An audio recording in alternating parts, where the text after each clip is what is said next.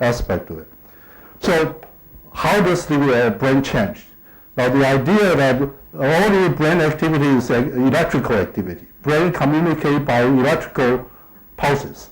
Now this electrical current is not electron, it's ions. It's the ion carrying electricity. It flows in your axons, your nerve fibers, by ionic flow. So it's slower. It's not as fast as electron flowing in the cable, which is the speed of light. In the brain, the ions propagates with a speed of hundreds of meters per second. It's still pretty fast. And these electrical currents that are associated with all the activity, sensory, motor, cognitive activity, all this activity will have an influence on the brain structure. And by having this activity or experience, well, we can imagine the experiences that associated with the experiment, there's all this electrical activity. That activity can change the structure of the neurons and the synapse, and that we call plasticity. So after the experience, after the brain has been used, the brain is changing to a new state. And that state is different from the original, and that state contains the learning and memory. You have imprinted that experience, and it behaves differently in your cognitive behavior, in your later function. So unlike other tissue, when we have an environmental change, our tissue try to maintain its the same state, homeostasis. You don't want to change. When temperature changes, you have to maintain the temperature constant within your body. The brain tissue is special. Besides, they want to maintain homeostasis. They want the cell to be functioning well. It acquire a new property that it can change to a different state, and that state makes the whole system work differently. And that plasticity is very special for brain tissue. And that's what makes the brain special compared to others. And what's other special about the brain is the complicated network. The cell talks to each other in a very complicated fashion. And the other tissue doesn't do that. Right? So that's a second important aspect to it. So to understand the brain function, we need to know how the activity changes the structure, and how the change in the structure affects the circuits, the networks that gives you the function, the motor sensory function as well as the cognition. Now, how does the activity change the cell and synapse? Synapse are the site where information is transferred from one nerve cell to other, and that's where control of information flow is. And a lot of changes is happening at the synapse. But in addition, it can happen at a neuron. There's the propagation of the signal. That's in the neuron. So you can have two sites that the signal transmission can be changed, either neuron or the synapse. Now, the person, ever since we know about existence of synapse, people have thinking, well, this is where this information flow is. That's where the plasticity should be. We should change the synaptic plasticity is where the origin of the plasticity. Well, that idea has been very popular. In fact, we made it even more popular by the guy, a Canadian psychologist by the name of Hebb. Donald Hebb wrote a book in 1949, or 60 years ago. He summarized about the whole idea about how activity can change the brain. He said, well, when we have an experience, usually we have a perception. This perception is often associated with events. Two different events happen at the same time. That type of coincidence of events may trigger coincident firing of different neurons.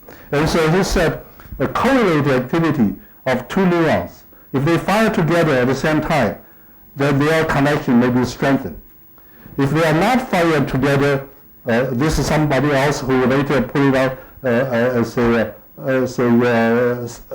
opposite aspect of the learning rule is that if they are not firing together, then their connection gets weakened. So you have a way of activity modifying the synapse simply by their correlation in their activity firing pattern. Cells that wire together, wire together. Very simple. This idea has been very popular for 50, 60 years ago, for 50 or 60 years after Hart wrote this book. And in fact, activity does change the synaptic connection, make it stronger. And the first person who demonstrated that the activity can change the synaptic strength, it happened to be a Chinese scientist by the name of Feng Depei. I should just jump. Feng Depei is a scientist who worked in Beijing during the early days before the war. 协和医院的生理系Department of Physiology, Union Medical College, a college funded by Rockefeller Foundation.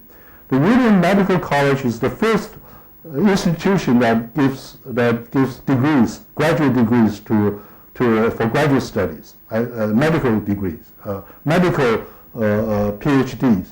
And Feng Depei was one of the faculty there during the war, before the Pacific War broke, when Beijing was still under occupation of Japanese, but they still are allowed to operate, doing teaching and research and clinical things, because U.S. and Japan hasn't broke their relationship. The Pearl Harbor hasn't happened.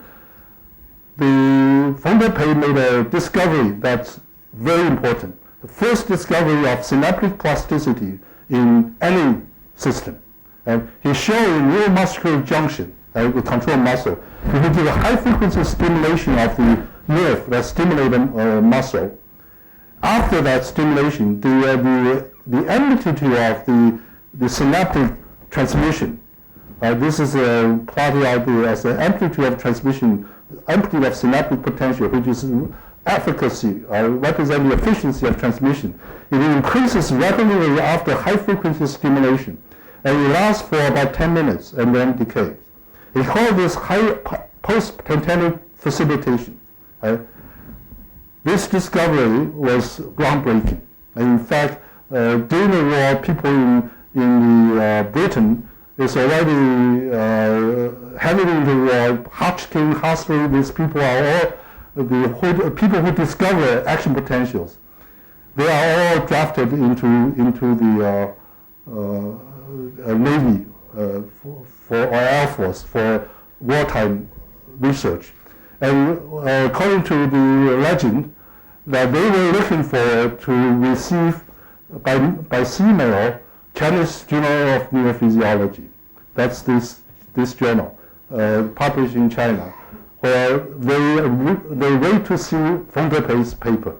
And this is 26 articles in that journal that describe this discovery of this potentiation. So what does this mean? It means that when you have an experience in a neuromuscular junction, something is kept, some memory is kept for minutes, up to 10 minutes. So that's a memory. Right? The firing become more efficient. So that's a memory trace for activity. Right?